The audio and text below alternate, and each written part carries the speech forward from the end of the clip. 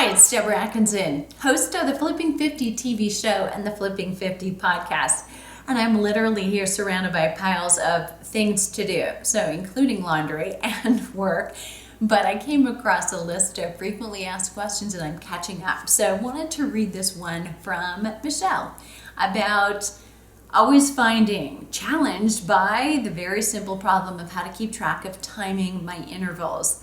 Usually resort to pulling off a cheap clock off the bathroom wall because it has a large, I'm smiling because this is really exactly what I do. So in a pinch, I will just grab the clock from the kitchen, take it outside and prop it up on the porch if I'm doing intervals outside, because even though I have an awesome watch I'll tell you more about, it's one of the easiest ways for me to eyeball it. And I'd rather have that happen than to have something ding at me. That's just me. So I'm going to finish Michelle's question. So she'd love to get the 30-second or the 1-minute interval periods down, and how could she manage this? And she'd like it to tell her when the work interval's done and then tell her when the rest interval is done as well. So that means if you want to schedule your work interval for 30 seconds and your recovery for 30 seconds or 60 or even 90 seconds, you can do that.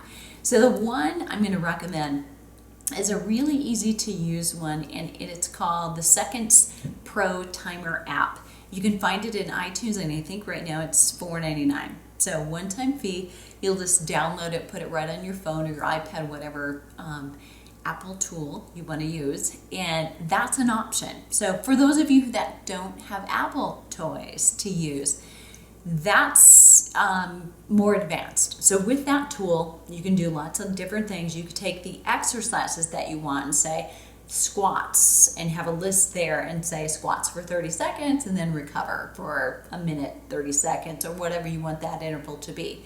So you can do a lot of different things with it. It takes a little bit of time to program it. But remember, once you get it in there, you're done. And the first time you do anything, it's going to take a little longer. That's it. You'll be fine. So let me know how that goes if you do it. Secondly, I will tell you the simple, old, easy method works pretty well. And here's the other thing that I do.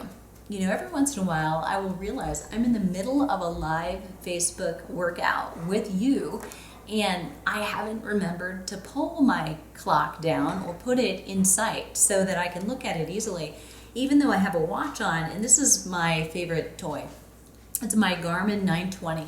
It's smarter than I am, and I use it for triathlon. So I can swim with this, I can bike with this outside, I can bike with this on my trainer in my kitchen, or I can run on the treadmill, or I can run outside, and it'll track distance, time, mileage, and love it. And it will automatically log into my computer and track it there. So I can save it, discard workouts, do whatever I want to. And that's really, really nice. So I love this thing, but even having that on my wrist, even though it's got a timer on it, you know, I've got to still look down, and that's not always convenient. So that big old kitchen clock works really great. When I'm in a gym, what we've used when we do boxing intervals or we do boot camps is we'll just get a boxer's kind of timer. So if you've been in a swimming pool and you've seen those kinds of counters that are on the wall, it's really the same thing. So you can program something similar, so you can eyeball it, and actually if you've got the program set, it'll give you 3-minute rounds, or it'll give you the 30-second recovery, or whatever you want to do. So there are a lot of different ways, but probably in your own home, you're not going to have one of those. So a clock works well. The timer on your phone works really well if you have that option. And here's the other thing that I do is I just default to, okay, here I am in front of the camera and I'm doing an interval training workout, and I intended to do about 30 seconds each. And what I've realized when we rehearse with my cameraman, he's standing behind the camera, and it's his responsibility to say, okay, you're at 30 seconds. So he'll do 10, you got 9 more, you've got 5 seconds, that's it, you should change. We kind of have this hand signal going on, so if he makes big gestures, even though I'm thinking about what I'm doing, I know to change. And what we realized is sometimes he's forgetting because he's paying attention to how's the sound, am I getting you in the camera frame, and he's forgotten to cue me, and we realized that I was right on. So you probably are too. You know about when it's 30 seconds, you know about when it's a minute, so don't panic too much, about getting that down to the second.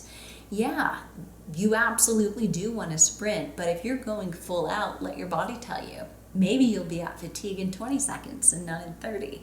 But here's the thing, if you can go for closer to 2 minutes than 30 seconds, you're probably not quite working hard enough.